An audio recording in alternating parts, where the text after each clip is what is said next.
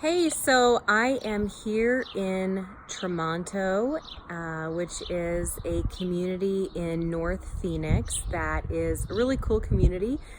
It's got great swimming pools and there's a lot of different school options up around here, restaurant options. It's right by the I-17.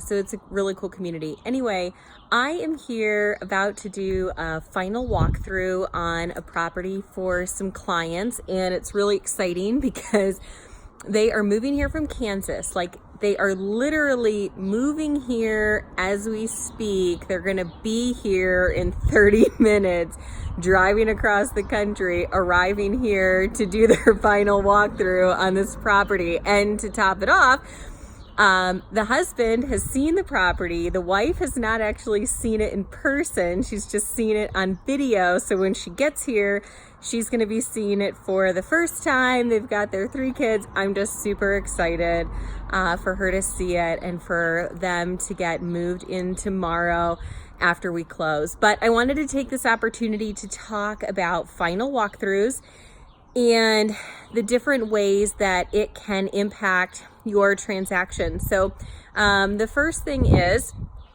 you are, when you purchase a property, going to have an inspection period on the property. And I know so many of the things that I talk about come back to inspection periods, but it's a really big part. So in any case, there is an inspection period, and you're gonna get to do an inspection of the property, and more than likely in most transactions, you'll ask a seller to make some repairs. And then you say, gosh, how do we know that the seller actually made those repairs, or that they made them well, or that they made them in a workmanlike manner? And what does that even mean? So we're gonna talk about that. And I just wanted to have an opportunity to go over that with you guys. The final walkthrough is really the point in time when the buyer satisfies their knowledge that the seller has completed all of the repairs in a workmanlike manner, and that the property is in substantially the same condition that it was the day that the buyer and the seller went under contract. So they are going to walk through, they're going to look for anything like major leaks, any damage that has been done, and that would not include damage that may have existed on or before when they went under contract, just significant damage that has been done since the buyer went under contract that happened to the property. So that would be something. And then they're also wanting to look at any repairs that they asked for the seller to make. And in this case, and this is a great example, in this case, the seller didn't actually make any repairs. They negotiated a credit, which was taken care of on an addendum, and they just agreed to a certain credit. So there's not really any repairs for this particular buyer to look at. But let's just say hypothetically that you were purchasing a property and that you did have repairs that you asked the seller to take care of. So there's a couple of different things that you can do. So if they're more major repairs, technically you have a right for any repairs, but if they're more major repairs, you can actually hire the home inspector to come back out to the property to re-inspect the property. Now, they're not going to re-inspect the property for new items that you disapprove of. They're only going to look at the items that you and the seller negotiated that the seller would be repairing prior to the close of escrow. So the home inspector is going to look at those items, and they're going to ensure that the seller repaired them, or that the seller's vendors and contractors repaired them in such a manner that it satisfies the home inspector, so that it was done in a workmanlike manner. If the documentation used to negotiate those repairs, which we call, the acronym for it is the BINSR, the BINSR, if the BINSR document called for those repairs to be made by licensed contractors or professionals, then the seller actually is required in the contract, unless negotiated otherwise, to provide those receipts 3 days prior to the close of escrow. So the buyer will have the opportunity to look at those receipts and to be assured that those repairs were made, that the invoices are paid, that the work was complete.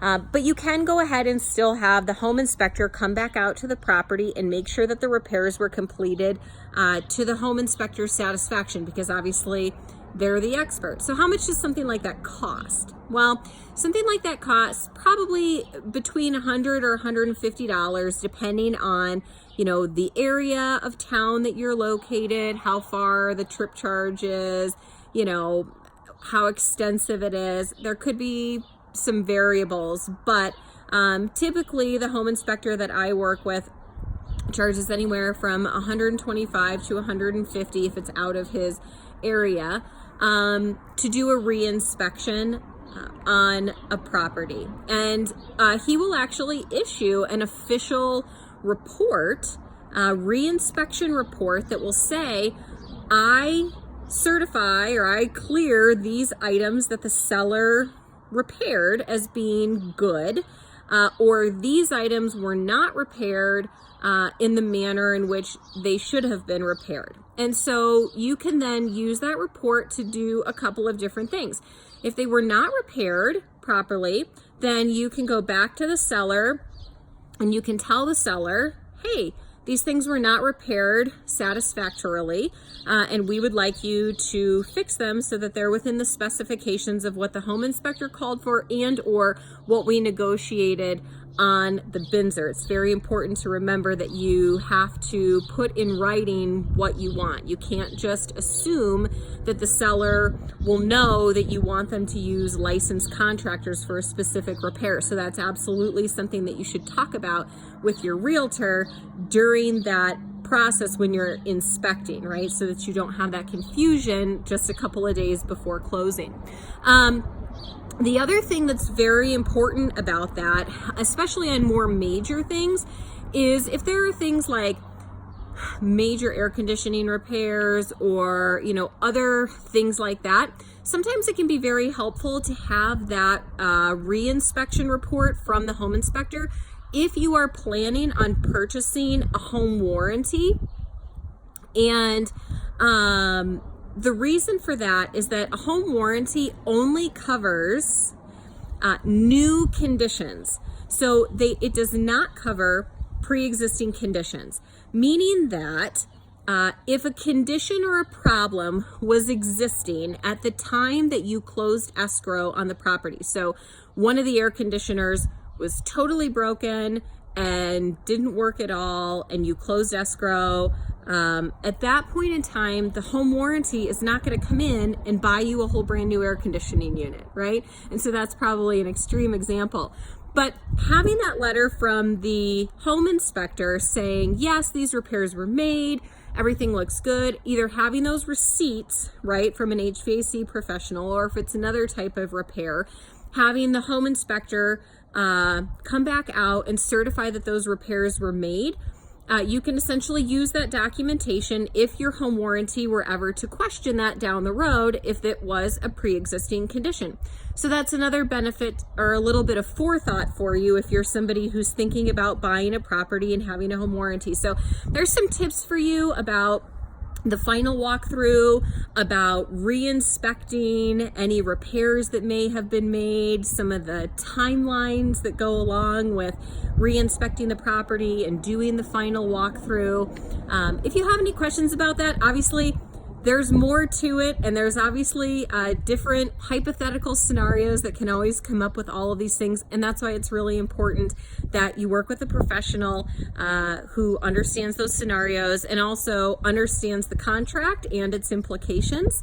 But I would be more than happy to talk with you and answer any questions about the re-inspection process anytime.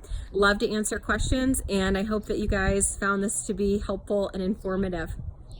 And I am very excited to meet my clients who are moving to Arizona. Hopefully I will have a little bit more of that in my stories for you guys, and some pictures from that. Thanks so much for tuning in.